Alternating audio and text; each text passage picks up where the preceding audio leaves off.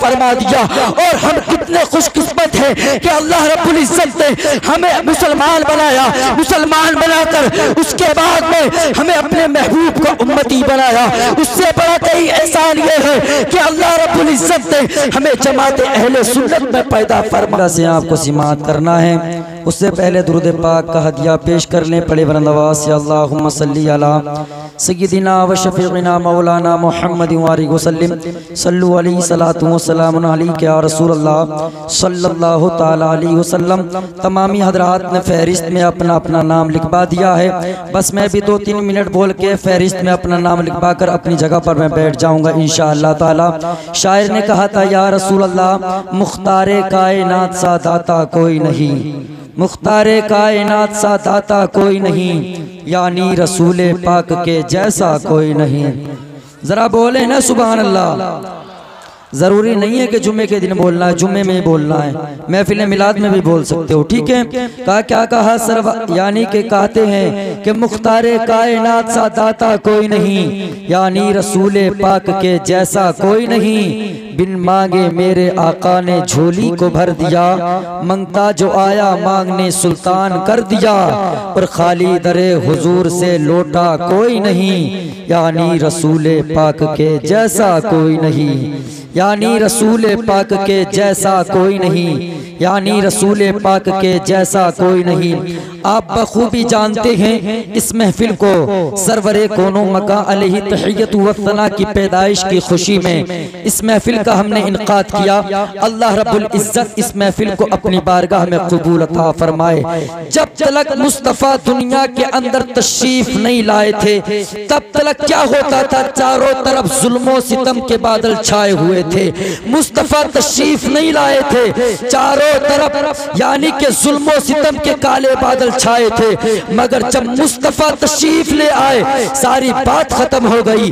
नबी तशरीफ ले आए, मुस्तफ़ा जब आए सारे बादल छट गए, सारे अंधेरे छट गए। मुस्तफ़ा दुनिया के अंदर तशरीफ ले आए और जमाने वालों को यह पैगाम दिया, जमाने वालों जो दुनिया के अंदर तुम पर जुल्मों सितम के बादल ढाए जाते थे, जो बच्चियों को दरगोर किया जाता था, जो बच्चियों के साथ बदसलूकी की जाती थी, अब हर किसी को उसका हक मिलकर रहेगा। अब हर किसी को उसके यानी के मुकाम तक पहुंचा कर रहा जाएगा। अल्लाह रब्बुल इज्जत ने 12 रबीउल नूर को अपने प्यारे महबूब अलैहि तहियत व सना को दुनिया के अंदर मबूस फरमाकर सारी कायनात पर एहसान अता फरमा दिया। और हम कितने खुशकिस्मत हैं कि अल्लाह रब्बुल इज्जत ने हमें मुसलमान बनाया, मुसलमान बनाकर उसके बाद में हमें अपने महबूब का उम्मती बनाया। उससे बड़ा कई एहसान ये है कि अल्लाह रब्बुल इज्जत ने हमें जमात अहले सुन्नत में पैदा फरमाया। अल्लाह रब्बुल इज्जत का ये करोड़ों एहसान है कि हम पर कायनात के अंदर हमें जिंदगी अता फरमाई। रब ने हमें जिंदगी अता की है तो उस जिंदगी को हमको चाहिए कि गनीमत जाने और मुस्तफ़ा अलैहिस्सलातु वस्सलाम की जिंदगी को पढ़ कर देखें, आइडियल बना कर देखें। याद रखें, जो जो मेरे मुस्तफ़ा के आगे, जो जो मेरे मुस्तफ़ा की शरीयत को पढ़ता गया है, याद रखो अल्लाह रब्बुल इज्जत ने उसको जमाने में मुमताज किया है। जो जो मेरे मुस्तफ़ा की किताबों को, हदीसों को पढ़ता चला गया है, अल्लाह रब्बुल इज्जत ने उसको जमाने में मुमताज किया है। क्योंकि रब फरमाता है, अगर तुझको बुलंदी चाहिए, अगर तुझको ऊंचे मकामात चाहिए तो पहले खुदा की बारगाह में आ, मुस्तफ़ा से लो लगा ले, अपने महबूब से लो लगा ले। जब तक अपने महबूब से लो नहीं लगाएगा, अल्लाह रब्बुल इज्जत की बारगाह में झुकेगा नहीं, तब तक तुझे कामयाबी मिलने वाली नहीं है। नारे तकबीर, नारे रिसालत, मसलके आला हजरत मौलाना शेर मोहम्मद कादरी, हुजूर सय्यद नूर मियां साहिब तिबला, उलमाए अहले सुन्नत, नारे तकबीर, नारे रिसालत। बस आखिरी बात सुन लें, ठीक है, क्योंकि हजरत की ट्रेन है इसलिए हजरत को जल्दी सफर करना है। जब मुस्तफ़ा तशरीफ लाए अफजल भाई, मुस्तफ़ा पैदा हुए तो आपका चचा अबू लहब, एक बांदी आपके उसके पास जाती है और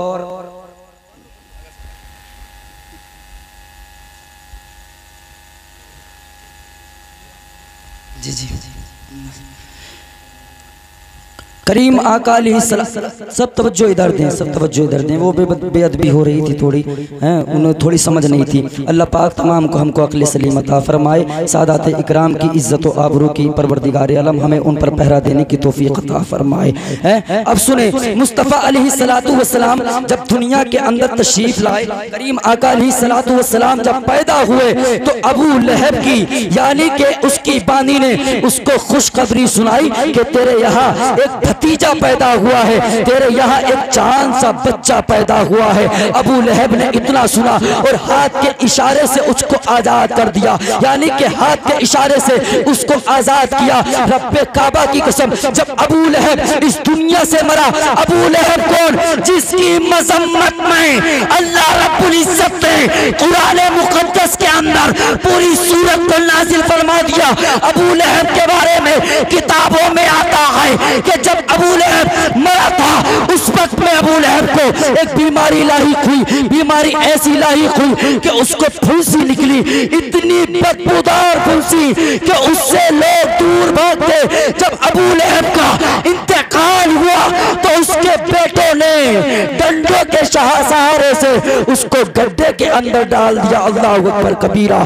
जब अबू लहब मर गया, हजरत अब्बास के ख्वाब में आता है। हजरत अब्बास ने पूछा, ऐ अबू लहब जरा बता तेरा क्या ख्याल है, तेरा क्या हाल है कब्र के अंदर? अबू लहब कहता है, जब से मरा हूँ अब तलक, जब से इस दुनिया से गया हूँ अब तलक मुझ पर कोई ऐसा वक्त नहीं गुजरा है जिस वक्त में अजाब में मुसल्लत नहीं होता हूँ। मगर एक दिन ऐसा आता है जिसको पीर का दिन कहा जाता है। उस दिन जिस यानी कि एक मेरी उंगली से पानी के कतरात निकलते हैं, जब मैं उनको चूसता हूँ तो थोड़ी नरमी हासिल होती है, मुझे आसानी पैदा होती है। पूछा गया वो कैसे? कहा जब मदीने का ताजदार आका मोहम्मद सल्लल्लाहु ताला अलैहि वसल्लम इस दुनिया के अंदर तशरीफ लाए थे, उस वक्त में अबू लहब ने इस उंगली से अपनी बांदी को आजाद किया था। बात को बस वही यहीं पर रोक लें। जब एक कट्टर दुश्मन मेरे मुस्तफा का अपनी इस उंगली से मुस्तफा की पैदाइश की खुशी में अपनी बांदी को आजाद करता है तो कब्र के अंदर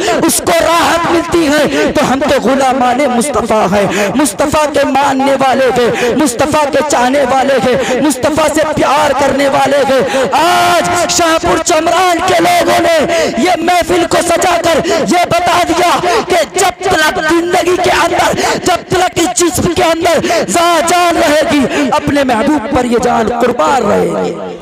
बस अल्लाह रब्बुल इज्जत इस गुफ्तगू को अपनी बारगाह में कबूल अता फरमा ले। परवरदिगार मेरे बोलने और आपके सुनने में जो भी